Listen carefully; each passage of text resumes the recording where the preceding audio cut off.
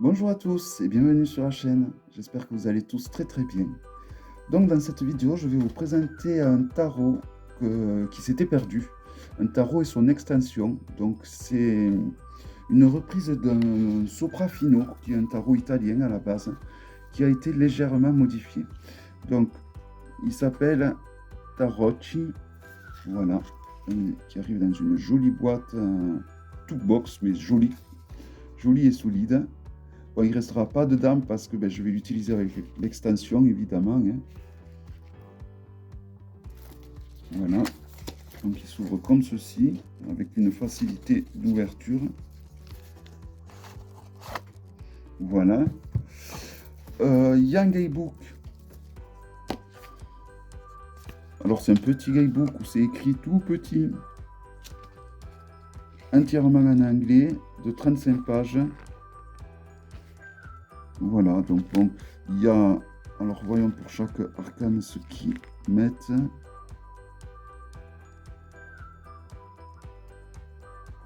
Voilà, donc pour chaque arcane, vous avez 2 ou 3 mots-clés, vous voyez. Mais c'est écrit vraiment très... C'est écrit tout petit, tout petit. Donc c'est un tarot qui suit plutôt... Vous l'utilisez comme vous avez l'habitude d'utiliser votre tarot, hein. Moi, je vais l'utiliser comme un Marseille, plutôt. Voilà, donc... je ne sais plus si je vous ai dit le nombre de pages, s'il y est. Ouais, 39 pages. 36 pages, plutôt. 35 pages, je vais y arriver. Voilà, donc un tout petit guidebook. Donc il n'y a pas de tirages qui sont proposés. Mais voilà, il y a l'interprétation des arcanes, il y a un mot de l'artiste, et voilà. Et son extension que voici, donc pareil, qui arrive dans une toolbox. Donc là, il n'y a pas d'explication parce que bon, je vais peut-être commencer par l'extension, je sais pas. Non, je vous montrerai après. Alors, le tarot. Là, je vais enfin avoir mon jeu épais. Donc, voici le dos qui est magnifique pour le coup, j'adore énormément. Les arcanes sont vraiment d'une qualité topissime. Et alors, ils ont remplacé, c'est un soprafino où ils ont remplacé la tête des personnages par des têtes de mort, en fait. Voilà, donc le nom est italien. Le mât, le battleur. Je n'ai pas comparé l'arcane, donc à côté d'un grimoire. Elles sont un petit peu plus larges et la hauteur est identique.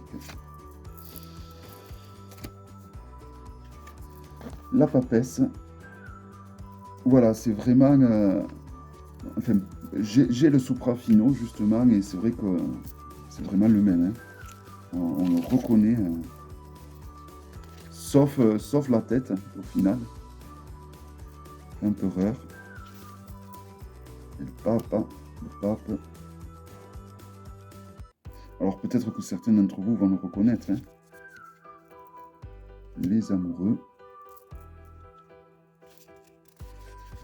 le chariot, la justice. Il est magnifique. Et j'aime aussi également le ciel. Le ciel est particulièrement bien réussi.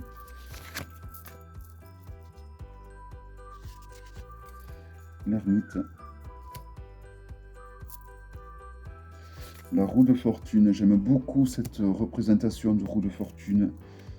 Tout comme la force. J'aime beaucoup cette représentation de la force également.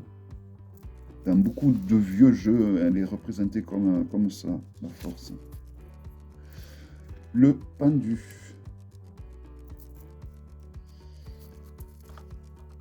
La non nommée.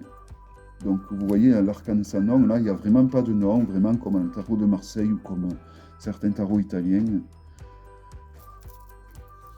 La tempérance.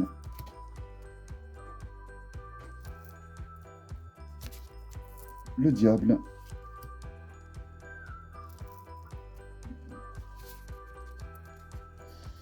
La tour. La tour aussi, comme ça, alliée dans pas mal de jeux, dans certains vieux tarots de Marseille également. La étoile. La lune.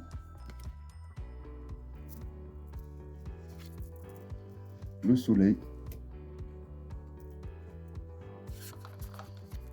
le jugement,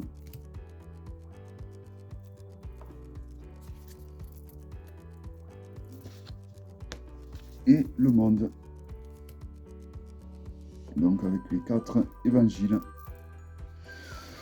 Donc on passe au mineur avec les deniers, les pentacles. Alors là, vous voyez, c'est très simple, mais voilà, il y a quand même pas mal de détails, je trouve, même si, bon, ça reste des pips, comme, voilà. Alors vous avez il suffit de compter le nombre de pentacles pour le coup, mais également vous avez le numéro qui est écrit au milieu. Alors pas sur toutes, comme dans les tarots d'origine, il n'y a pas le numéro sur toutes les arcanes également.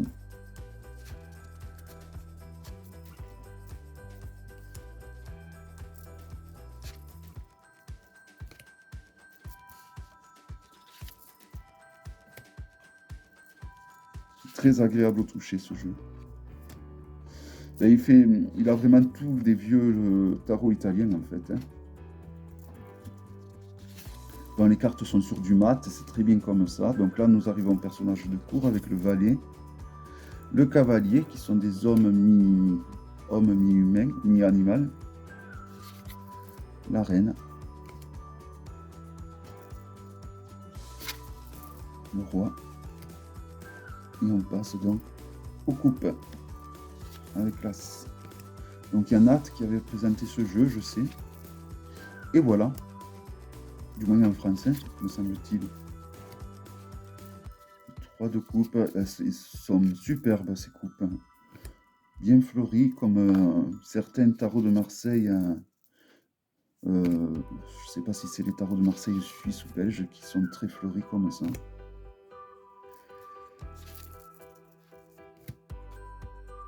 Voilà, après, il suffit vraiment...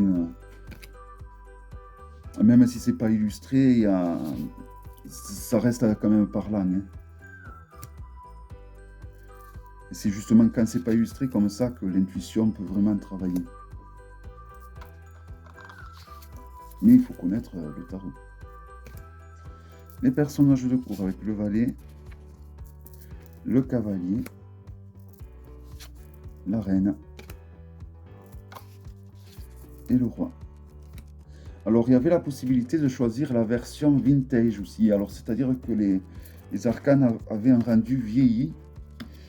Bon, moi, après avoir regardé les uns et les autres en long et en large, j'ai préféré la version classique que je trouvais plus à mes goûts.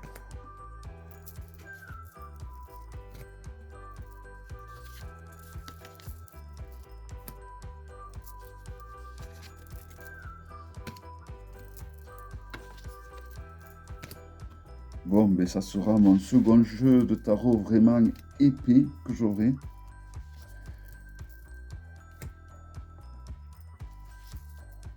Il ira donc aux côtés du Terra Volatile Tarot. Ça va vraiment être un tarot, je pense, qui va beaucoup compter, celui-là. C'est vraiment un tarot que je vais beaucoup... ouais, ça va être vraiment un gros coup, pas un gros coup de cœur, mais un coup de cœur. Le valet d'épée, le cavalier d'épée, la reine des épées et le roi des épées. Et comme dans la plupart des tarots italiens ou de Marseille même, les as sont particulièrement super bien réussis. On dit souvent que l'as d'épée et l'as de bâton représentent la main de Dieu.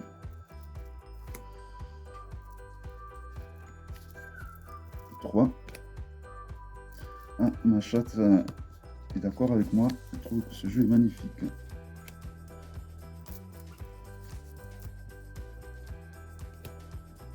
Bon, et là, je regarde... Non, heureusement que l'extension n'aurait pas eu le même dos, je serais devenu fou, je crois. Là.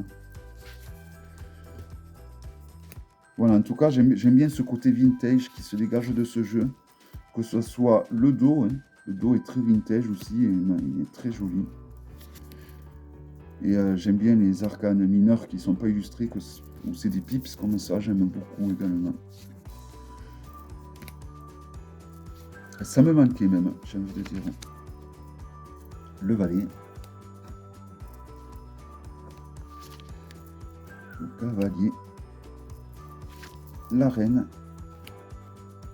et le roi.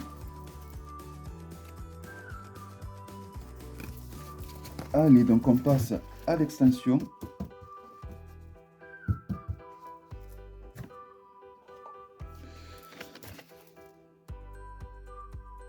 Alors, on a déjà les arcanes des éléments, donc avec le feu. C'est un tarot qui est également sur le système du Michiante. Tarot que j'ai présenté par le passé. La terre, l'eau,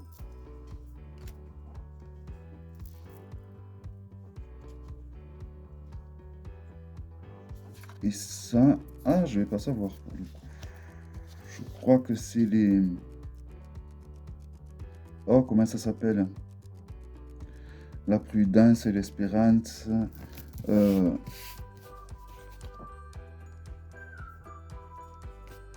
Donc le feu, la terre, l'eau et l'air. Et après, donc, on a les... Ah, comment ça s'appelle ces trucs?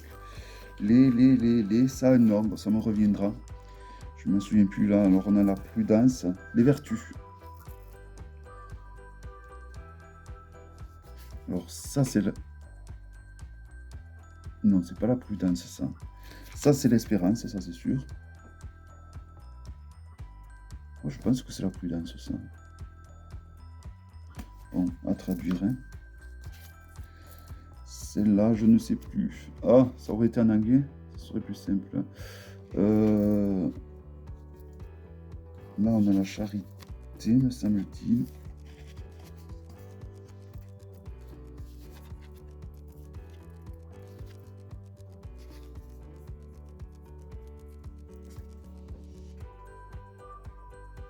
Voilà, donc vous avez le titre en italien en bas. Je me souviens plus du tout du nom de toutes les... Alors là, normalement, à la place des personnages de cour, celui-là était censé remplacer le roi, me semble-t-il. Alors, on a l'impérateur d'Orient, l'impérateur d'Occident, ou alors il remplaçait... parce que je m'en souviens plus, ça fait tellement longtemps que je ne l'ai pas utilisé, le Michiante. Ça va être l'occasion de le réutiliser. Et on a également les cartes astrologiques, donc le bélier, le taureau, le gémeaux, le cancer, le lion, la vierge, la balance, le scorpion, le sagittaire, le capricorne, le verseau et le poisson. Voilà. Donc ça fait une belle extension. Bon, à part 2 ou 3, j'arrive à tous les lire, donc ça sera pas compliqué quand même. Il n'y aura pas grand chose à traduire. Alors voyons l'épaisseur du jeu au final. Voilà, ça fait un jeu assez épais. Bon, il n'est pas épais comme le Terra Volatile, mais il reste quand même assez épais, je trouve. Voilà, donc reste plus qu'à trouver un joli pochon. J'espère que cette vidéo vous aura plu. Je vous donne rendez-vous à très bientôt pour une prochaine vidéo. Bye bye.